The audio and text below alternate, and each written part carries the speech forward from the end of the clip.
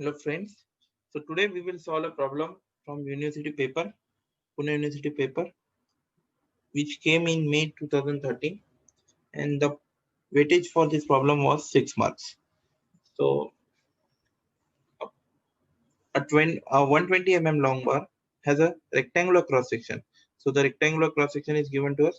It is 40 into 40 and a bar is subjected to following three loads.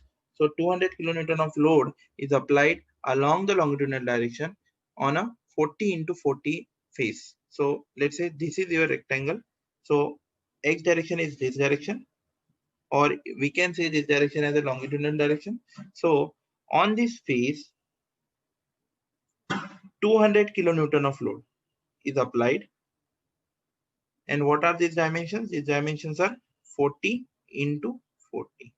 Okay, and the length is given as 120 Now 120 into 40 face is consisting of 500 kilonewton load, and that too of tensile nature. So 120 into 40, either we can take this plane or we can take this plane. So on this plane, how much is the load applied? 120 into 40. 120 into 40. So this will be the cross section area. Sorry, this will be the cross section area on which how much is the load applied? Load applied will be 500 kilonewton.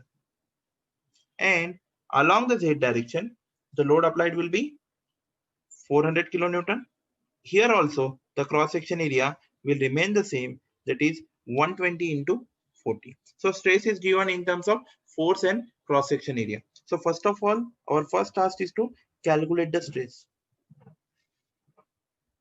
Stress in x direction, stress in y direction, stress in z direction. Now, stress in x direction will be force in x direction upon the cross section area, perpendicular cross section area.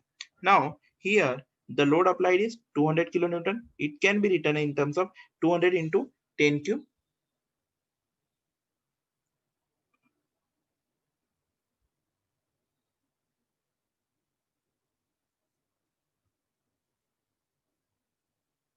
Cross section area will be 40 into 40. So what will be the unit of it? Kilonewton is getting converted into Newton. So here it will be Newton only, and in the denominator it will be square. So it will be nothing but in terms of MPa. Similarly, we will try to calculate the stress in y direction and stress in z direction. So this is our first task. We have to define our directions. Once we have defined the direction, then calculate the stress value in those directions. So it will be 500 into 10 cube divided by 120 into 40. Here it will be 400 into 10 cube divided by 120 into 40. These values should be equal to, if we calculate it, the values should be equal to sigma x will be 125 MPa. Sigma y should be equal to 104.17 MPa. Sigma z will be 83.33 MPa. Now, all these stresses are of tensile nature. So, let's try to form this table which we have discussed in the last class. Now, due to sigma x, which is in x direction, there will be a strain of sigma x by E. Similarly, due to this tensile nature of stress in x direction, there will be a compressive strain in y direction. Okay, and similarly, there will be compressive nature of strain in z direction. Similarly, in the case of, see, mu is given to us. Mu is given to us as 0.3. So we can use this mu for further calculation. Now, sigma y is also of tensile nature. So due to this sigma y, in y direction, the strain will be of tensile nature. But in other two direction, it will be compressive nature. Same thing will happen with the z. The nature of stress in z direction will be sigma z by E is of tensile nature, whereas in other two direction it will be of compressive nature. Now, if we try to sum them vertically, we will get the strain in x direction. strain in y direction and strain in z direction. So strain in x direction will be given by sigma x by E minus mu sigma y by E minus mu sigma z by E. Is it okay? So similarly, in y direction, the strain will be equal to minus mu sigma x by E plus sigma y by E minus mu sigma y by minus mu sigma z by E. In z direction, it will be minus mu sigma x by E. You just have to add these values in the table vertically. So if you wish, you can calculate the values over here. That's why also I have given some space over here. If you wish, you can calculate the values over here. But if you are calculating these values separately, it will consume a lot of time. So instead of that, what we will do, once you have formed the table, then we will directly add it and we will try to calculate its total strain in x direction, y direction and z direction. So the strain in z direction will be,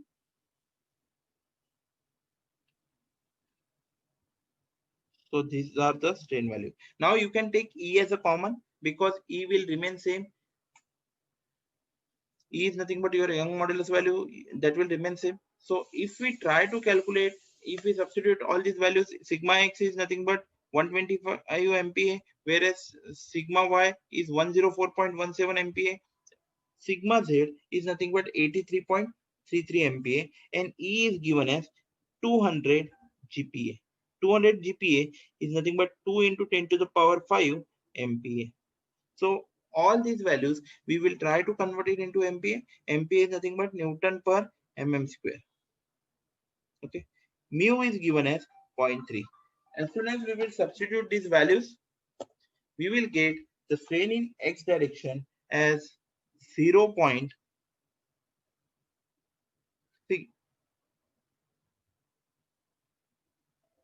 We will calculate the strain value, and then the strain is nothing but change in length upon original length. This is change in width upon original width, or change in dimension in y direction upon the original dimension in y direction, and then change in depth upon original depth will be the strain in z direction. So instead of calculating these values singly, what we will do, we will calculate these values and we will multiply it with L, and this answer should be equal to 0.04125 mm. So the change in length will be equal to 0.04125 mm. Similarly, the change in width will be equal to